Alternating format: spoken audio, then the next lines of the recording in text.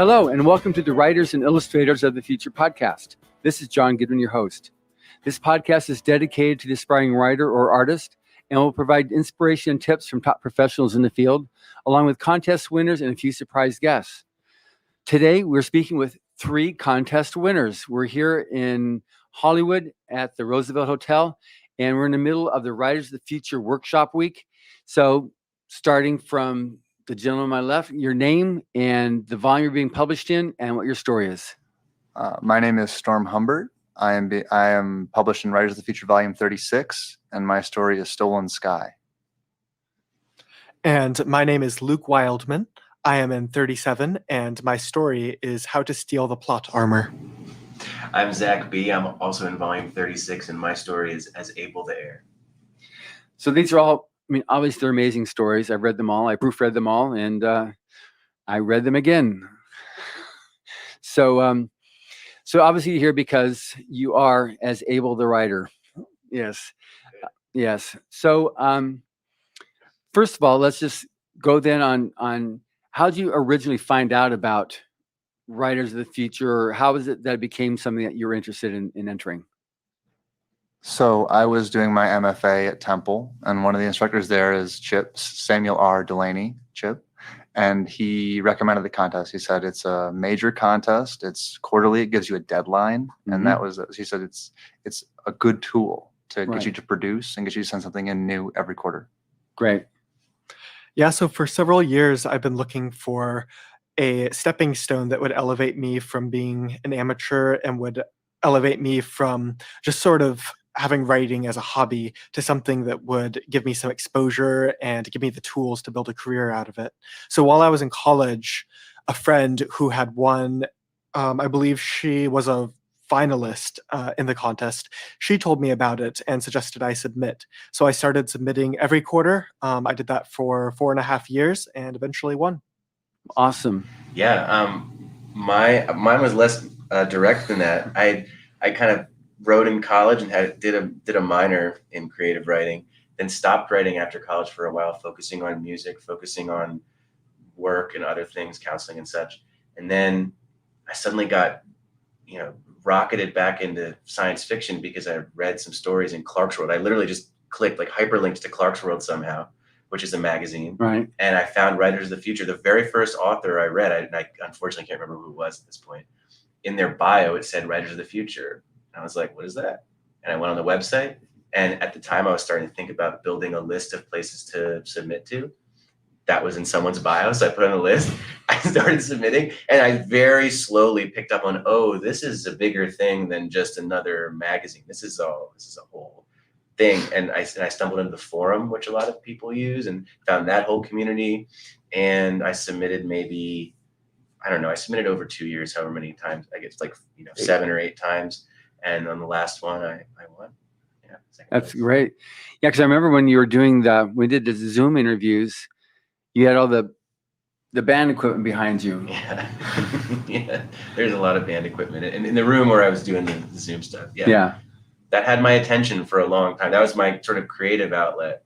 But then I kind of maybe took a portion of that and started applying it to writing, and it's actually found some success doing it. And Writers of the Future is definitely feels like the biggest, Yeah. Kind of thing. Well, it's grown. We just finished contest year 38 on September 30th, and now the contest is running for year 39 now. So it's definitely survived the trial by fire, and if anybody doesn't know about it, as soon as they start looking at it and finding out about it, they go like, wow, it's legitimate. It's for real, Yeah, a lot of my favorite authors have gotten their start through it. Patrick Rothfuss and Nadia Corfor, David Farland. Yeah, we definitely have Eric Flint, who's here. I don't know if he's spoken to you yet or not. He spoke, with his 1632 series, and he became then a judge, after 10 years after actually winning the contest. Now he's got his own publishing house too. Yeah. So you've been here we're getting close to the end there's still a lot of workshopping to be done, and we're going to do the last thing we'll do on Saturday is I do a whole seminar on PR, how to do social and radio, TV, print, bookstore signings, all that kind of stuff, how to pitch a story, all that type of stuff. But how's it gone for you so far? So far, I've really loved it. I felt like I've learned a lot, especially the first 2 days when it was just Dave and Tim giving us all that stuff, and then doing the 24-hour story. That was all really useful, especially for me because I haven't written short fiction pretty much since I won the contest. I wanted to focus on doing a novel. But to get back into that short fiction kind of mindset and do that again was really fun and really useful. Like the tools they give and how they're conceptualizing plot and storytelling, even for people who, like they've told us many times, clearly know how to do this. It's still it's better than it's above. It's the next kind of way to think about what you're doing to make your work more efficient, make your work more poignant. It's all been, and especially and now the other days since we've written our story, with the focus on the business element and how do you look for agents, how do you market yourself, how do you get out there, how do you take the next step? And so this isn't just focusing on celebrating what we've done, it's help us do what we're going to do next. And I feel like the organization has so far been really good. Great. Yeah, it's been surreal. The workshops, everyone warned me they would be like drinking from a fire hose, and they really have been. But even more impressive has been running into authors whose work I've been reading for years in the bar after the workshops, and just getting to talk one-on-one with them and get career trajectory advice and just hear their take on life and stories. Yeah, that's one thing they really love. The judges love being able to go to the bar afterwards and just, let's get to know you now. We're going to hightail it down there after this. Yes, we are. Absolutely. That's the plan. So only all of you will know this, and John, I really bombed the acceptance speech workshop earlier this week. So I'll give you a little preview of what I want to actually say, because I was kind of trying to punk you, John. Sorry. If I could distill down the experience this week into one word, it would be motivation. Right? I've gotten plenty of motivation throughout my life to be a writer, teachers being like, oh yeah, do it. And, other places I've been published, that felt like a big motivation to do that. Martin Shoemaker, who's another press winner, told me, do the happy dance when you win. But this week has just been like a ton of very good, great, amazing, all the words, writers motivating us, telling us that we could, be the next generation of them. It's like, and every step of the way of craft motivating us to say, like, you can take your craft to the next level, motivating us to say you can take your business to the next level as a writer, everything. So it feels like swallowing a big pill of that, and we'll come out of here, many of us, with grease in our wheels. Which is good. Like when Nettie, when she was here, I think she was volume 19 or a while ago, I really liked her a lot. Sometimes you just strike it off, somebody, it's like, she was special somehow. So I always just maintain a relationship with her. And I just felt, watched her as she was continuing to grow. And I will do this with all of you as well. As you grow, I want you to share with me your successes, because I'm going to put them on the Rise of Future page, Facebook, Twitter, Instagram, and share your successes with others. One, it's going to get what have you got in front of other eyeballs, but it's also going to let other people that are looking to it to see, okay, so what's happening, and they themselves will see, okay, there is hope. If I want to do something, I can actually, make it to the next level. But we're absolutely interested. I got so many friends over the many years I've been involved with this that have picked up, that it's great. And I love, now that I've got this podcast, I just started it on 35. That's when I began this podcast. So it's now, this will be between episode 150 and 160. I do one a week, and it's just great how we're able to do this. So what's been your favorite part of the workshop, other than the fire hose drinking thereof, but any particular thing that impressed you the most as coming here as a writer?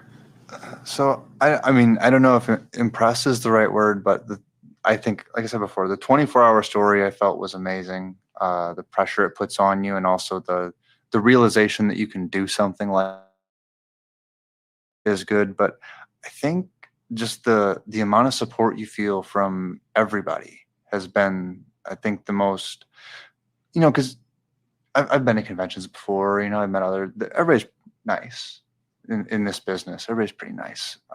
But just the support and like, we're here for you. And like, saying the quiet part out loud, like being like, not just implying it, making sure they say it. Like, we're here to help you. We want you to learn from us. We want you to get better, and we want to support you and help you do your next thing. Mm-hmm. I thought that's felt really amazing while we've been here. Great. Yes, I would echo that, especially in regards to the judges and how interested they are in passing along like encouragement and their wisdom to a next generation of writers. And the same thing from my fellow winners, how encouraging everyone has been, and everyone offering to beta read one another's stories, and just knowing that I'm here with people who are going to be writing like the big novels that come out in the next few years is amazing. Yeah, you are the next generation of writers. It's proven itself so many years now that it's not even for me a question. You are the next voices of science fiction and fantasy. What about you, Zach? Yeah, I can echo what's been said about the 24-hour story. But it's really the 24-hour story in conjunction with a lot of what we've heard about how you can be, if you want, you can be a story factory. Yeah. Right. You can just sort of access the creative part of yourself, force it out onto the page, and not let the logical part of you quite get in the way of the creative part of you. Yeah. Right. I think Dean Wesley Smith was saying you can go back to a story and put your logic brain in charge. You'll just take a hammer and smash all of the creativity out of the story until you've got a really smooth plate, but it's kind of boring and it's nothing. So you hear a lot of that, but you don't exactly feel it until you do that 24-hour story and under pressure. Because it's not just you're saying, I'm going to do a 24-hour story. It's everybody you're here with who you respect.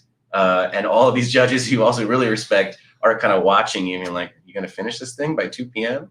And then you do, and you're looking at some of the things you've written and going, whoa, there are ideas in here. And there are like stinger sentences in here and things that I thought I needed days to mull over and work out and get on the page, and I just did it in honestly less than 24 hours because I went to the beach for a while, but less than 24 hours. And now again, this whole idea of motivation, I'm leaving here with a major boost in confidence as a writer, and it wasn't even about winning the award. Yeah. Right? It's about everything that's happened while I've been here. That's great. And it's also everybody that's talking to you, they've been there, and they're not speaking from like this pulpit or from this esoteric, this is how it should be done, from someone who's trying to tell you what, do as I say, not as I didn't do, because these guys are the top writers out there right now. And so everything is from people, they're not asking you to do a 24-hour story. And I mean, Tim will joke about it, better you than me. I mean, he says it every year, some variation of that particular thing, but all these guys have done it, can do it. I mean, Dean Wesley Smith, I mean, he's a serious manuscript factory himself. I interviewed him the other day, and he's just amazing how prolific he is. But he's able to sit down and just write it, and like what you talked about there, you can edit it down to like total blandness. You need the edge on it, you need emotion, you need something that's the grit. You've got to have that grit that's going to get something for you.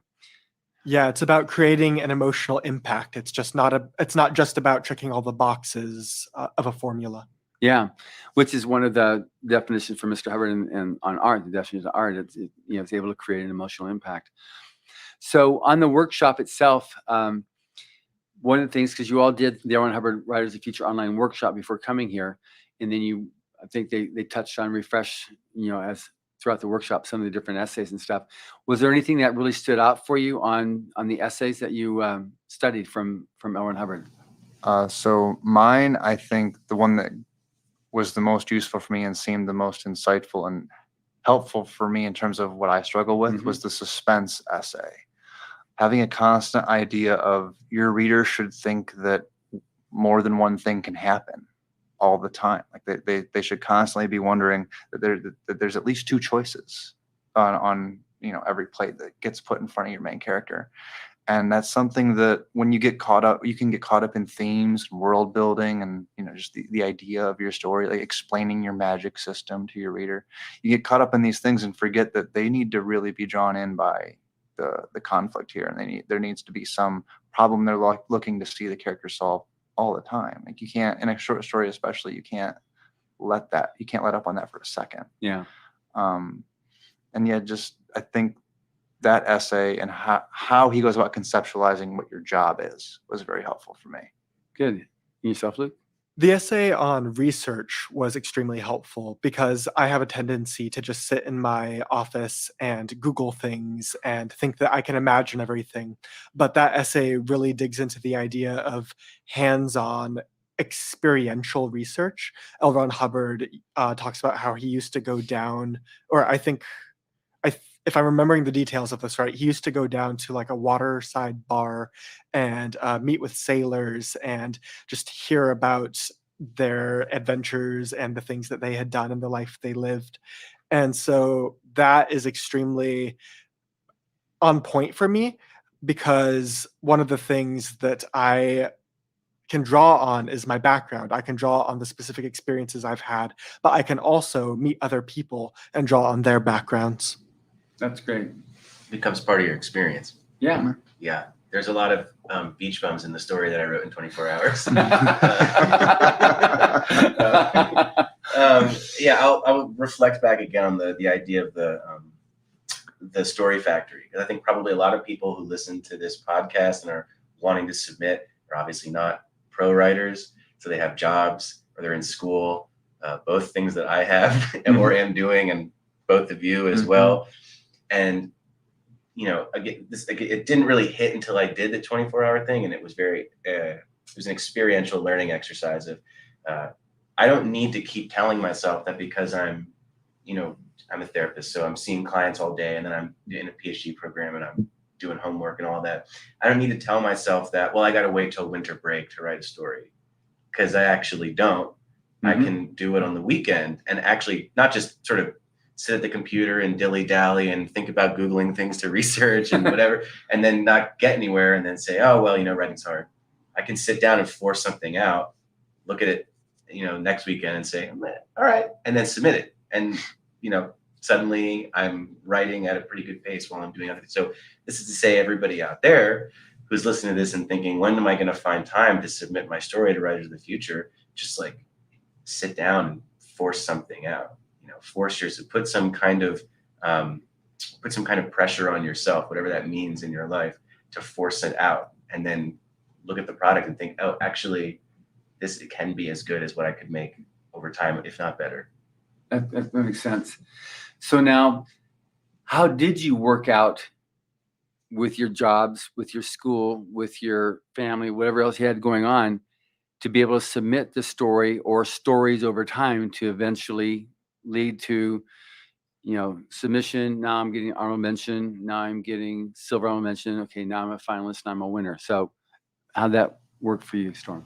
So I started submitting while I was in my MFA program, and that was probably easier in a lot of respects because my MFA program wasn't super labor intensive. You're writing a lot of stories, you're doing a lot of reading, but you still have a decent amount of time to yourself. So that was actually kind of a really easy period to navigate for me. But once I got out and I got a job, I moved back from Philadelphia to Michigan to live with my girlfriend, now fiance. And so I had a job then. And so it was, you have to make the time. Like everyone's busy, everyone has things they're doing. And honestly, especially if, you're not by yourself, if you're, you've got your family, your significant other, it's really important that you have a support system that is behind you doing this. And my fiance, Casey, has been amazing with supporting my desire to be a writer. She's supported me in going down. I just dropped down to 4 days a week at work so that I have every Friday to write now. And I couldn't do that without the support system that I have. So if you're a friend of a writer or a family member of a writer, they need your support.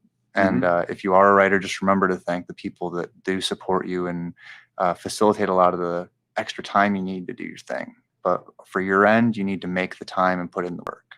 That's great. And yourself? I'm fortunate that I also have a lot of time to put into writing these days. So for me, it was a matter of delegating what of that time was going to go towards short stories and Writers of the Future, because my method in the past has been to put most of my time towards my novels. So when I got the first honorable mention from Joni for my first submission, that was a huge encouragement. And I realized that this contest would be a great way of judging my progress as a writer, Mhm. because they have that scale of acceptances. So they have the honorable mentions, the silver honorable mentions, the semifinalists and finalists, and then the winners. And so I decided that if I submitted every single quarter, I would be able to, hopefully win the contest, but also tell how well I was doing with the rest of my writing. So I just made time and just decided every single month I had to get something in, even if it was a resubmission of something from the past. I just had to do it. That's great. And yourself, Zach? Yeah, I think this is maybe the genius part of this whole contest, because what you just said is basically what I would say, which is, boy, was I busy. In graduate school, people breathing down my neck all the time, tell me to write other stuff that I don't really want to write, but you got to write it, right? Because you want to, and this is not an MFA where I guess you could really be writing something for the contest if you wanted to, but I'm like a therapist again, so I'm writing stuff about people and their issues, which I guess is still similar to but just like Luke is saying, I was talking a minute ago about making sure you find a way to put pressure on yourself, and the contest can be that pressure for you. There is a deadline. We were talking all day about the importance of a deadline. Mm-hmm. You can make the contest your deadline, and then suddenly it finds a way to slip into your life. There, you make room for it. And I think something really important to add here is Storm is talking about the value of having family that can support you. Some people don't have that, right?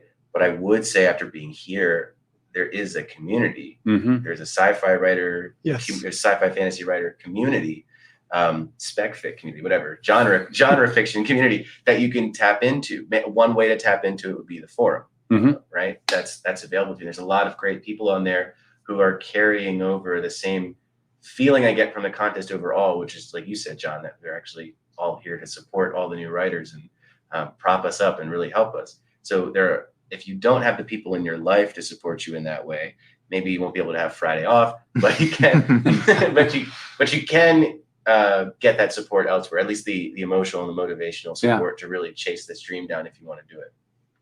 Which is true. And that's something, all the different things, the different facets you've got on the writersandfuture.com site, because there's the blog, there's the forum, there's the online workshop, the podcast, and obviously entering the contest, both of the contests. They're all there.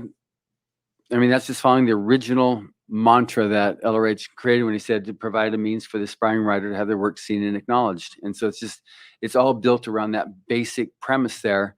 And the contest itself it's not political, it's not religious, it's not, in fact, the way you enter the contest is we know nothing about you other than the quality of your storytelling or the quality of the art. And so it's interesting, though, how for the most part, our winners over the years have all just been amazingly great people, and it gets even more so every year as the contest has long since surpassed that threshold of recognition in the community. But it's just interesting how the like-minded people tend to find each other. And even on the website, if someone comes in and wants to be a jerk, a person gets one warning, and if they violate that, then they're now banned from the forum and participating in the site, because that's not what we're about. So on the subject of writing itself, how'd you get started, Storm, as a writer? What was your transition from whatever writing your ABCDs or whatever it was that you decided, okay, I want to be a writer, and so launched your direction? I think I got kind of the first itch when I was a senior in high school. I had a really great high school English teacher. So when I learned to like reading, actually was a high school senior. I didn't like to read till I was 18 years old when I read Frankenstein. but I think it So was Mary Shelley did it to you. yes. Okay. But then I think really what made me want to write is the creative writing class I took in my undergrad. And I got lucky to have Lee K. Abbott as my teacher then. He was a tremendous teacher, and made me really love writing. And I think I've been really lucky to have great teachers that inspired me and encouraged me to write because they saw that I was good at it and I had talent. And like they said in the workshop, like talent is common, but inspiring you to do the work is something that good teachers do. So I think that's really what drove me to write, is the encouragement that I've been lucky enough to encounter. That's great. Yeah, I was a pretty imaginative kid. I was always reading as a kid. And when I was in 5th grade, I discovered The Lord of the Rings for the first time. And that was huge for me because I grew up overseas, sort of between several different cultures. And so in reading something like The Lord of the Rings, I realized that there were stories about characters who discovered that the world was a lot bigger and stranger than they thought it was. And there were characters with this same sense of unbelonging that I had. And I wanted to be able to create a home in fiction for other people the same way that Tolkien created one for me. So in 5th grade, I decided I was going to start writing novels, and I bought a little 50-page school notebook. And I told my dad that I was worried that this notebook wouldn't be long enough for my first novel. And my dad, he was very encouraging, but he was like, Luke, I think if you can fill up those 50 pages, you'll be doing pretty well. Lo and behold, some 200,000 words later, I finished that first novel. So, yeah, that's right. So I extended that notebook by just a little bit, just a few pages. But yeah, and I've been writing ever since. But this is the first real success I've had. So I'm very grateful for it. That's a lot of words, John. I don't have anything like that. I was drawing little dinky little comic books, and I still have them, but they were dinky, real dinky. I was a really snarky little kid. I got in all kinds of trouble. I don't know if this is going to be obvious. You're not like that now at all. It's going to be unsurprising to anyone who knows me. And science fiction, fantasy kind of stuff was actually something, I don't think my parents intended to do this, but became a way to kind of rein me in. It's like something creative that my brain can chew on instead of, the scenery in the room, right? I distinctly remember being in 1st grade, and my parents have every other Friday off, and it's that Friday, and I'm like, before school, I'm like, I'm sick, I don't feel good. And they looked at each other and they were like, you're not sick. It's our day off. They sent me to school, and when I got back, they gave me, as a reward, they gave me a Fantastic Four comic. And I guess they saw me just get completely enraptured by it. And from there, I started to want to I wanted to create that kind of stuff too. And I've done all kinds of creative things. I've done I've done a lot of music stuff. I did voice acting weirdly during COVID because I got invited to do that. That was bizarre, but great. And like I said a few minutes ago, I took a period off from writing after college. I kind of let it go by the wayside, and I got drawn back in with the story I told. And the second thing I wrote got Sheila Williams, who's the editor of Asimov's. She wanted me to do a rewrite on it, which was an amazing motivation. I was like, what? What is happening? And I did the rewrite, and then she bought it. And that really propelled me, like, okay, somebody thinks that I can do this, apparently. So I'm going to follow that. And she's bought more stuff for me. And, I read This is way cool. Yeah. So here I am now. Yeah. Oh, that's great. So on the subject of your story, so because they're all three so different, and I'm always amazed every year with Writers of the Future. How do they think of that? I'm just amazed, and I've been going through this a lot of years, and there's so many different. They're not even necessarily variations of a theme. They're just new themes, new concepts. Just sometimes they're like, "Wow, that's an amazing idea."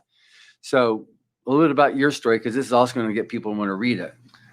So without giving too much away, my story started off as a flash, just so 1,000 words or less.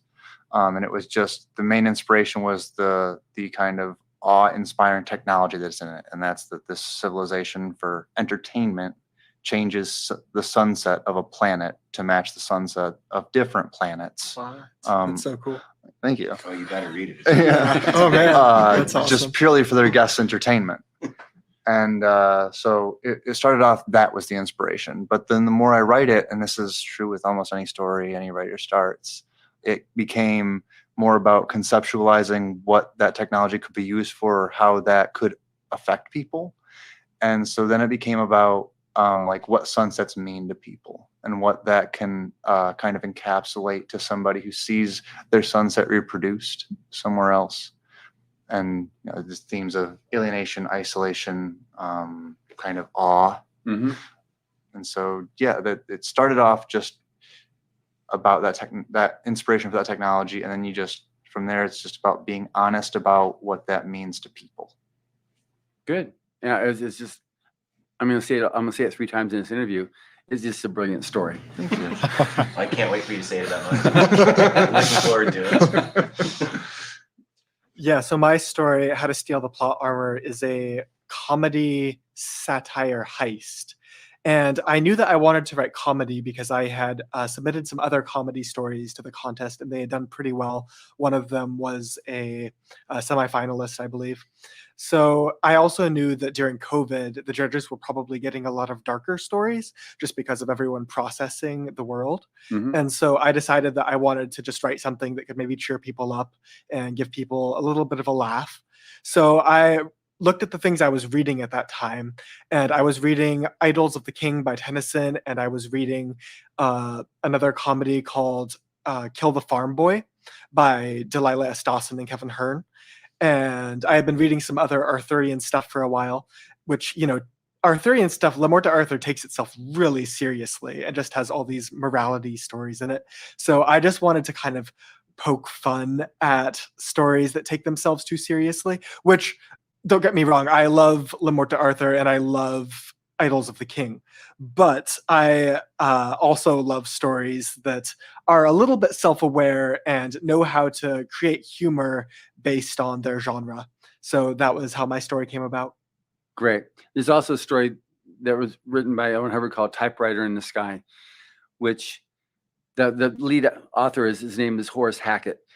So the whole thing is poking fun at the pulp fiction writers, and how the plot was going, and he writes his best friend into the story, and he falls, hits his head, and he's now in his story, and he knows how he's going to end because he's the bad guy, and his villains are always killed at the end. And so he's in there trying to save himself from getting killed, and they're moving along, and he's changing the story, and then all of a sudden, the whole story, that Hackett then just changes everything. He's got it's in like the 1700s, but he's got a Steinway piano, which obviously didn't exist, and these different things that happens there, which obviously he didn't have his proper research done.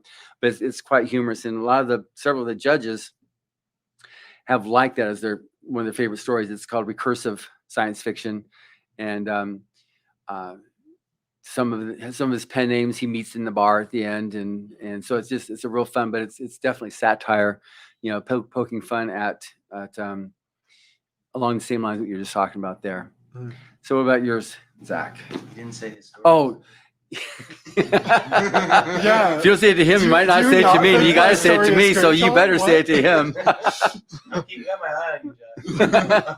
No, because it is, like I said, all the stories I've read, and they're brilliant. And from your story there, just that it is true that 37 is a bit lighter in general for that very reason. The pandemic was so on the planet, just so oppressive. So it lightened it up, and it made a really good counterpoint to everything else that people have been experiencing. So yours was one of those that led the way on that.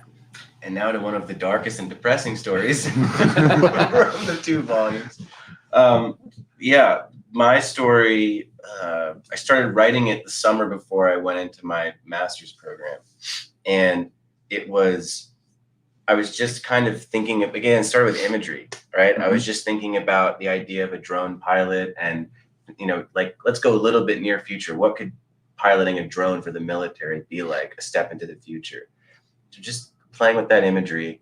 And then I started my program, obviously couple and family therapy. I'm learning a whole lot about, depression and anxiety, PTSD obviously being a big one, military. And I started thinking, what would it be like if, our future wars are, kind of all sort of drone pilot scenarios? What does PTSD look like in that situation? And it totally changed the story, right? Because just what was on my mind at the time really altered where I was going with it, and made it obviously way better than it was. going from just some images to something that I think the art for the piece done by Brock Aguirre is also here. True firebrand, if there ever was one. Yes. I talked about this the other day, John, but he perfectly captured the feeling of the piece, the look on the character's face in the image and the illustration, the color palette that he used totally captures that feeling of what if you were underground inside of a computer. It's like an orb inside of a computer, and the only thing you had to talk to was a robot that couldn't pass a Turing test. So it's really just a chat bot, and how attached you become to that thing, and psychologically what sort of develops from there. And had a lot Well, of as long fun as you got a writing. nice girlfriend like you gave him, Yes, I was like, yes. whoa, Yeah. that was trippy. Yeah. It's like, who is that guy? What kind of a mind would develop something like that? Somebody who's doing a lot of therapy. Yeah. Because when I read that, I was like, I had to read that a couple of times. It was like it was so different.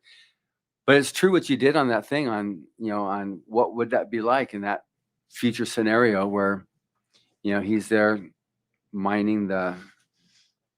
It's also weird because it came out. The book actually came out in April of 2020, which is right when the pandemic started. Mhm. And that story is really about being alone by yourself, only able to communicate with other humans through screens, pretty much. Mm. Not because you have to because of COVID, but that's just kind of how That's the what it is. story Yeah, works. that's That's what it what the future kind of looks like. And it's just weird that it landed at that time, because everybody in the world was kind of going through that. Okay, what if I was kind of in a box by myself, only able to communicate through screens? It's very relevant for writers since it's such an Yes, isolating field. Exactly. Yeah. We heard that today a lot. Yeah. Isolation. Wow, that's great. So, on your future plans now as a writer, where do you see yourself going now as a writer? Like, you got, obviously it's been short story, but novels is where the money's going to be. Short stories keeps your hand in the, in the pot they're going on it, and it's sometimes you got that.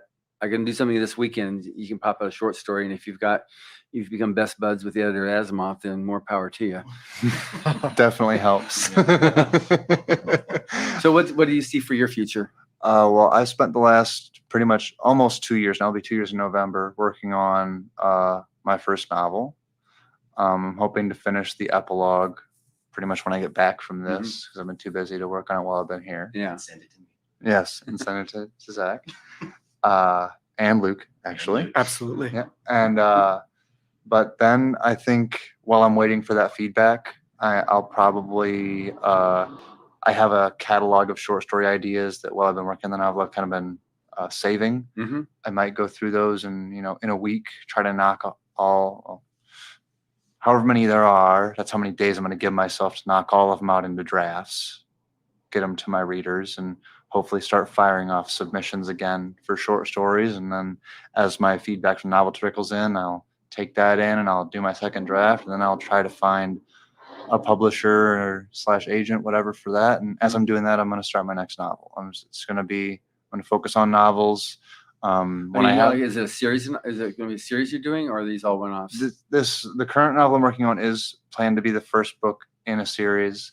And I don't, I'll probably start the sequel, especially if I'm happy with my second draft edits. I'll start the sequel, but if not, I'm perfectly happy to start another novel, a different novel in a different universe. But most of my time is going to be devoted to novels now. And when I feel that my circulation desk is getting a little light, I'll hammer out some short stories so that I'm keeping things out to markets. Right. So that work's not idle, because I want to keep your name out there. You want to keep, and because keeping your short story craft sharp is going to keep your novel writing sharp, because short story craft is such a different kind of tighter set of skills that I think is important for novel writing also.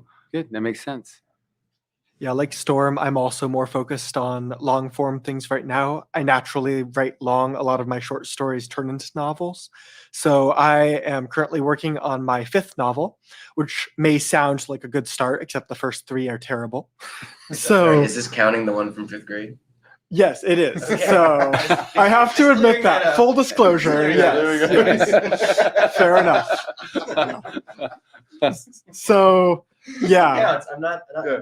Definitely still counts. Definitely counts. it's a good point though. If you wrote 200,000 words, even if they're not in English, it counts. Good catch. Yeah, riddled with spelling errors. And yeah, it was my cliche chosen one fantasy that everyone There you writes go. before they know what they're Yeah. doing. So yeah, but I am working on the first sequel that I've written, which I'm finding is a totally different experience. But I'm hoping to just get a whole trilogy ready so that when I finally get one of them published, I can just, we've heard a lot this week about consistency and quality, and those being the 2 hallmarks of a good professional writer. So that is my focus right now. I have begun to send out query letters for the 4th one, and I'm still waiting to hear back on some of those. So. Good. And Mr. Zack, Yes, my plans. your plans. My plans. I set a goal for myself, which was 3 professional publications before I'm allowed to work on a novel. That's a somewhat arbitrary number derived from the SFWA rule book. And right before I came here, I sold another story to Asimov's, which actually brings me to 4, counting Writers of the Future. So you cheated. So I cheated a little bit already. Because I was thinking that won't happen until I'm done with this PhD program. I've got time. And so now I'm having some overlap issues. I think I'm going to undercut myself. As I said earlier, I can always write. I think I have, a big novel idea clanging around upstairs. There's a talking dog. It's going to be great. Right? And I think next summer, I'm going to put a lot of elbow grease into that. And in the meantime, coming off of the motivation from everything we've done this week, try to do what I said earlier, which is just on the weekends, pump out these stories and try to build that resume up, right?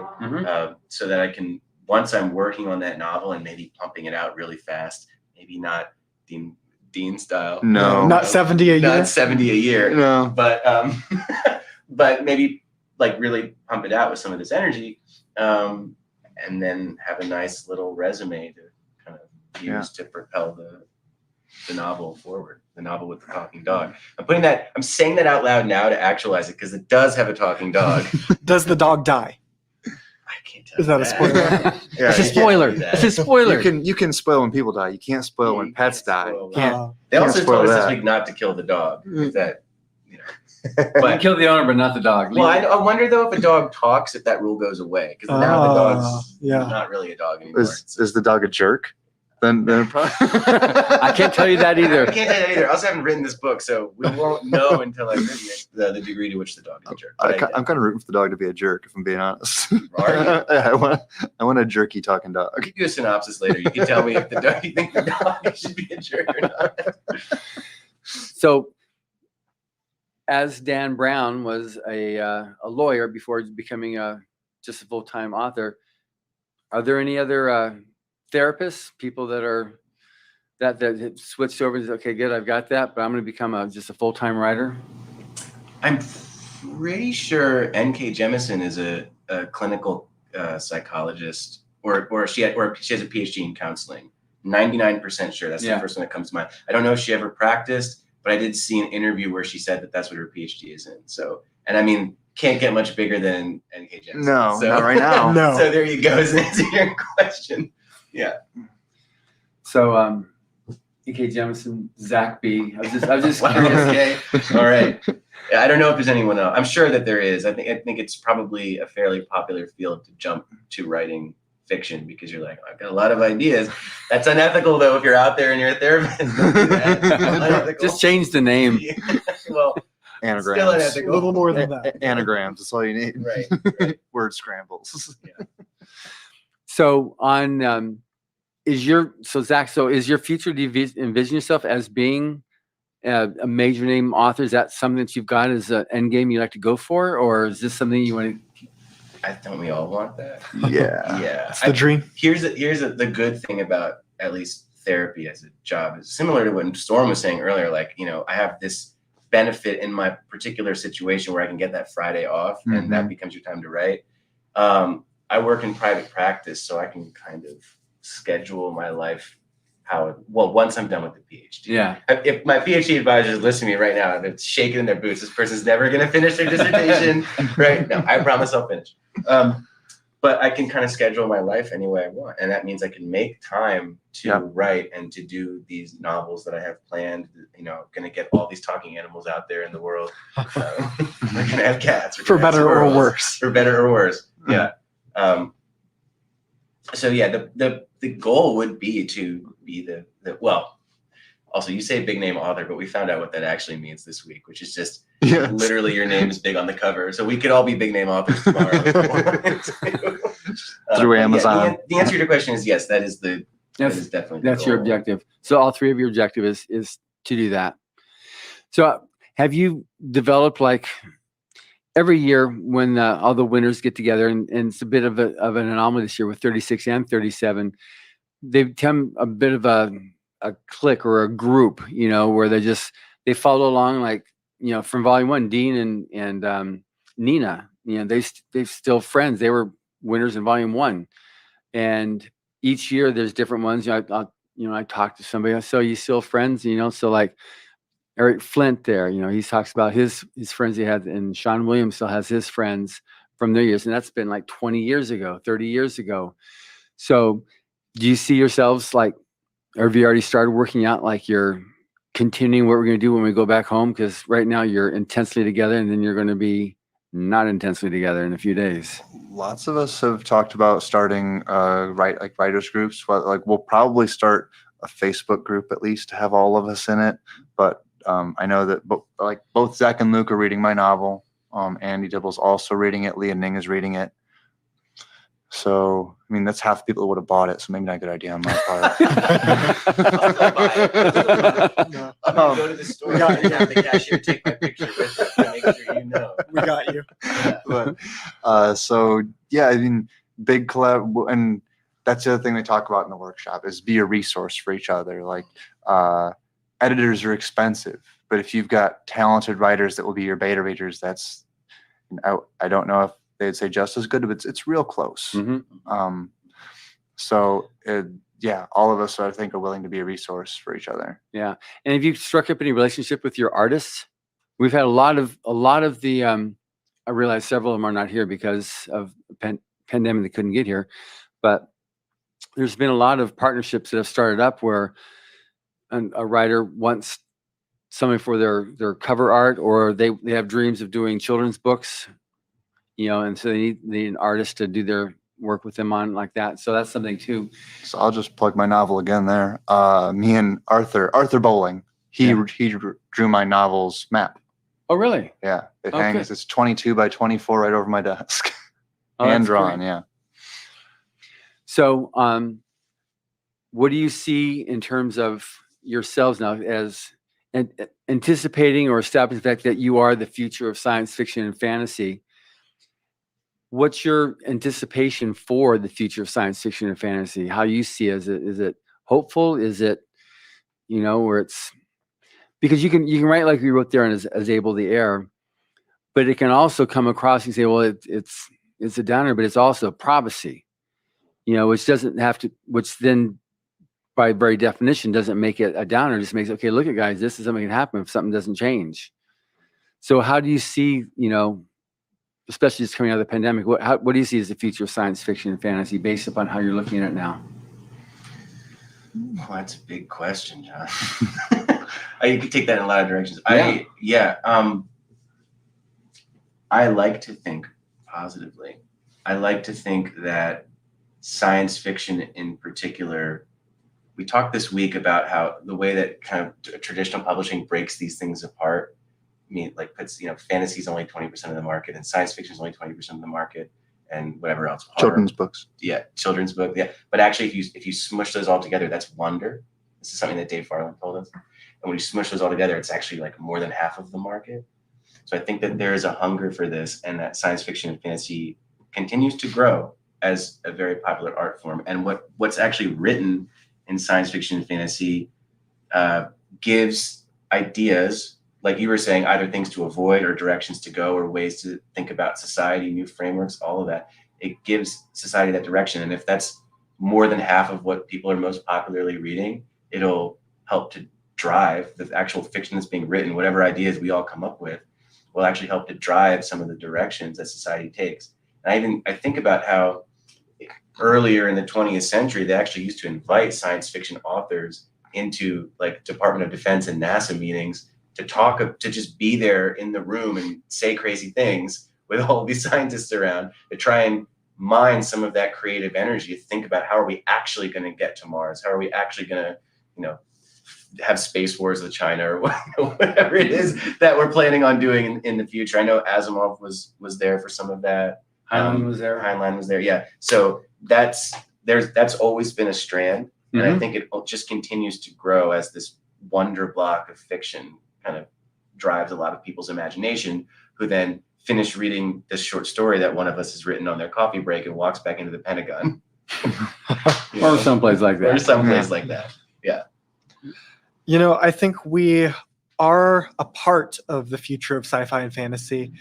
But if I'm honest, I think that the real future of fiction is diversity. And I think it is going to be, we're three white guys sitting here. So I don't want to pretend that we are the only future. But I think that where we come in is being able to take the things that are unique about our experiences and finding parallels for those in other people's experiences, and finding ways that we can create fiction that is just more representative of the world and all of its fullness. I talked earlier about providing stories that give people a sense of homecoming and a sense of a place to belong. And I think that that is part of what we can do. The fantasy and sci-fi tribe tends to be fairly diehard, and it tends to be also a place where people who maybe don't fit into other parts of the world can just find like a found family. So I think that that is something that we'll all focus on.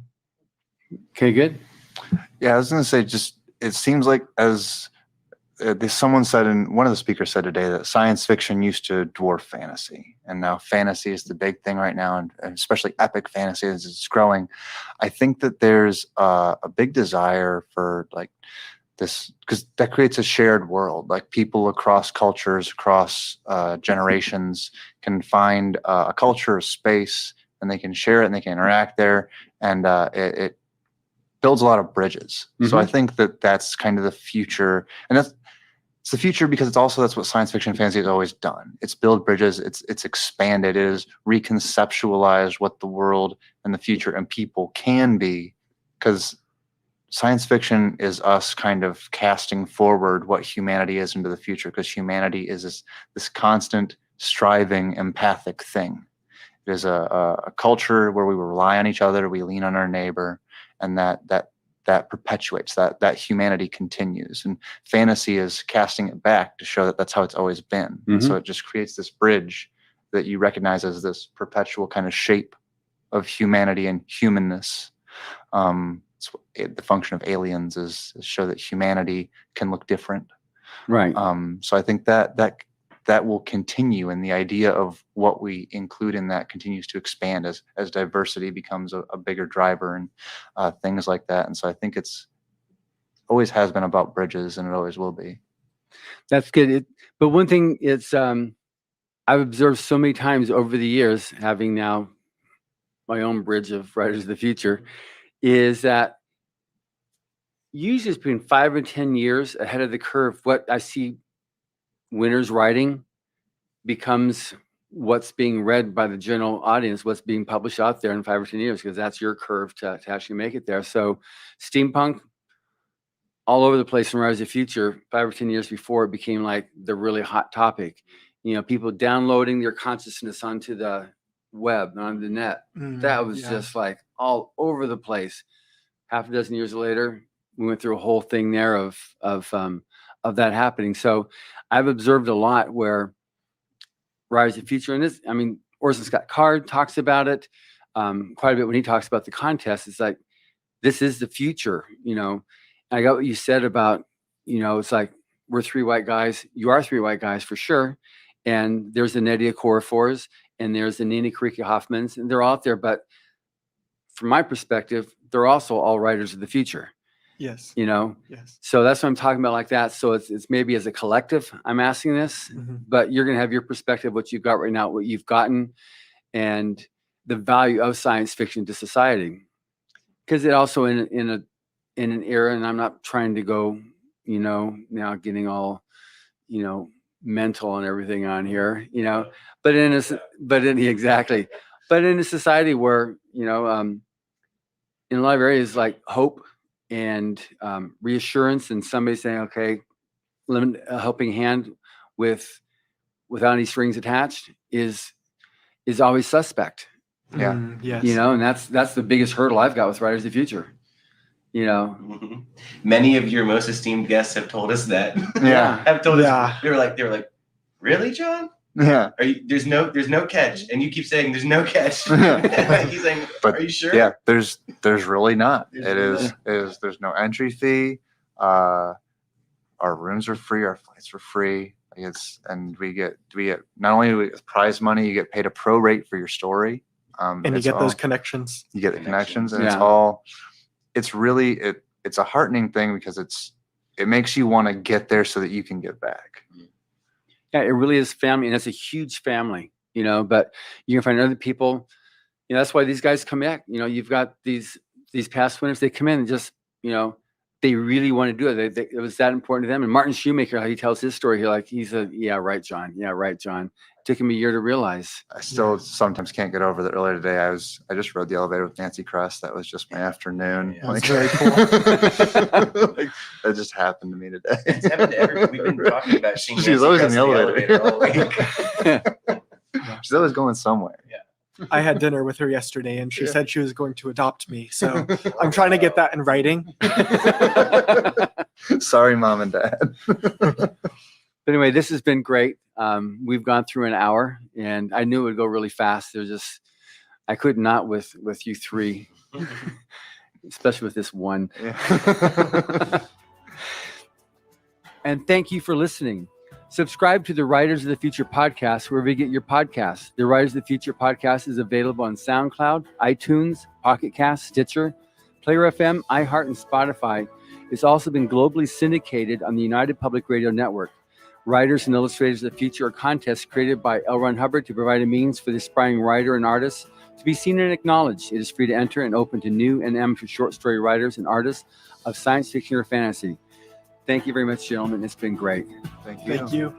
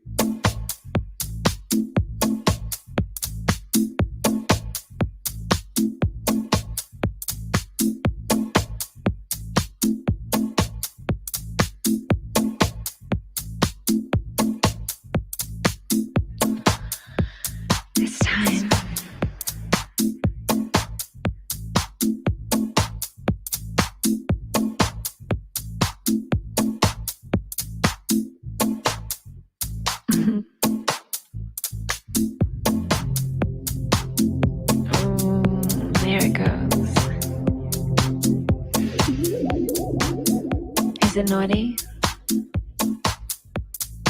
I think it's just more nice. We're going on a journey.